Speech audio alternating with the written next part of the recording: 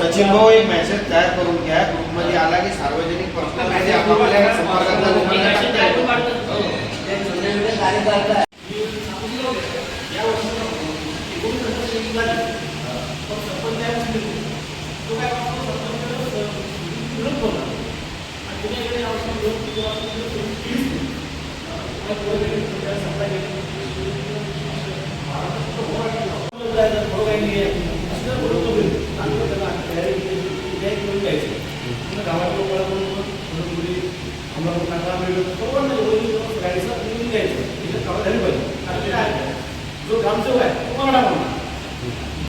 काय मीटिंग होती, काय ठरलंय, काय सांगा?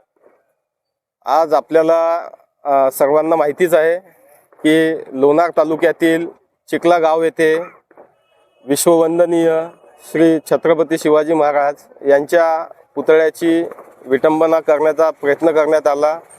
तो पुतळा हटवण्याचा प्रयत्न करण्यात आला आणि पुतळ्याचं संरक्षण करणाऱ्या आपल्या ज्या तिथलच्या महिला होत्या, संजीवनीताई वाघ व त्यांच्यासोबत काही महिला होत्या, त्यांच्या अंगावरचे कपडे फाडून त्यांना अतिशय असं जबर मारहाण करण्यात आली. म्हणते ही महाराष्ट्राच्या आपल्या जिजाऊच्या जिल्ह्याला खूप लाजिरवाणी गोष्ट आहे. हा आपल्या भारतीय संविधानाचा अपमान आहे.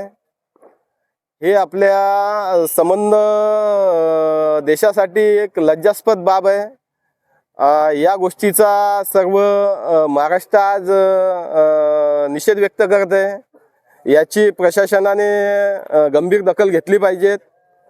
यासाठी आपण उद्या सकाळी 11 वाजता छत्रपती आपलं महाराणा प्रताप टावर येथे सर्व जमा होऊन निषेध करून आपण उपविभागीय अधिकारी यांना निवेदन देणार आहे की संबंधित जे समाजकंटक आहे त्या गावातले त्यांच्यावर जिल्हा बंदी तसेच मनोज जरांगे पाटील यांनी सांगितल्याप्रमाणे कारवाई करण्यात यावी. यासाठी आपण सरकारला निवेदन देणार आहे.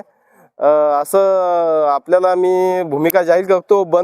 आम्ही बंद ठेवणार होतो खामगाव, परंतु मराठा समाज आणि आपला या भागातला हिंदू समाज हा आपला पुरोगामी विचाराचा समाज असल्यामुळं आणि मोठा भाऊ असल्यामुळं समाज बांधवांचं व्यापाऱ्यांचं नुकसान झालं नाही पाहिजेत. त्यामुळं आणि शासनाने थोडी कारवाई करण्याचं पाऊल उचललेले आहे. काही मला वाटतं 23 आरोपी अटक केलेले आहे आणि पुढील आरोपी अटक करण्यासाठी त्यांचे प्रयत्न सुरू आहे. आणि आमचे नेता संघर्ष योद्धा मनोजदादा जरांगे पाटील यांनी सांगितलेलं आहे की सरकारला 25 तारखेचा वेळ आहे. 25 तारखेपर्यंत पाटील म्हटले त्याप्रमाणे आणि त्या तिथलच्या समाजावर जो अन्याय झाला, ज्या महिलांवर अन्याय झाला, त्यांच्या म्हणण्याप्रमाणे ते गुन्हे दाखल झाले पाहिजेत व सर्व आरोपी अटक झाले पाहिजेत.